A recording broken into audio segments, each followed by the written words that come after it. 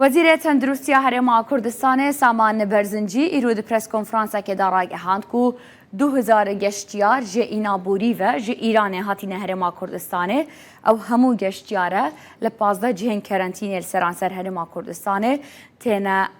çavderî kirin. Heta niha jî çi halet ya tujbûna koronayê li Herêma Kurdistanê nehatiye tûmarkirin. Got ku gumana wan hebû ku 7 kesan hebû belê piştî ku piştgirîn hatiye kirin 6 kes hatîne tekes kirin ku korona nîne lê yek kes maye ew ji bin çavderiyê daye û li benda encamên piştgirînê ne.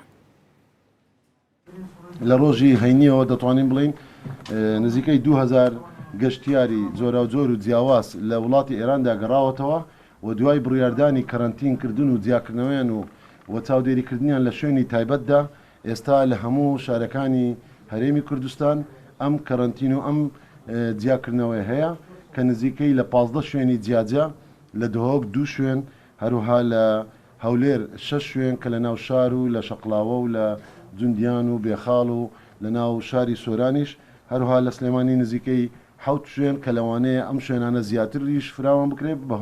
بەهۆی ئەوەی کە ژمارەیەکی زۆر لە گەشتیار ئەوانەی قوتابین دەخوێنن لە دەرەوەی وڵات لە وڵاتێکی وەکو ئێران یانیش بازرگانن یان کەسێک بۆ هەر بارێکی تایبەت چۆتە دەگەڕێنەوە چاودێری تەندروستیان دەکرێت چەند کەسێک کە لە ماوەی ڕابردوودا لە ئێران بوونەوە گەڕاونەتەوە نزیکەی حوت نەخۆش ئێمە وەکو گومان لێکراو ئەم گومان لێکراوانە پشکنینی تاقیگەیمان بۆ وەرگرتووە خۆشبەختانە لە هەرێمی کوردستان ئێستا لە تاقیگەی تەندروستی گشتی ئەم پشکنیانە دەکرێت بە هەمان شێوەش بۆ دڵنیابوون و زیاتریشی ئەم دەرەنجامە ئێمە ڕەوانەی مختبەری مرکزیش دەکەین لە عێراق هەموو پشکنینەکان تا ئێستا تەنها یەک حالت لە پشکنین ماوە دەربچێت 6 پشکنینمان بۆ گەڕاوە بە نێگەتیڤ هیچ حالەتێک تا ئەم دەقیقەیە هیچ حالەتێکی تۆمارکراو یان بە دەرچوونی ئەم ڤایرۆسە نەبووە خۆشبەختانە ئەوە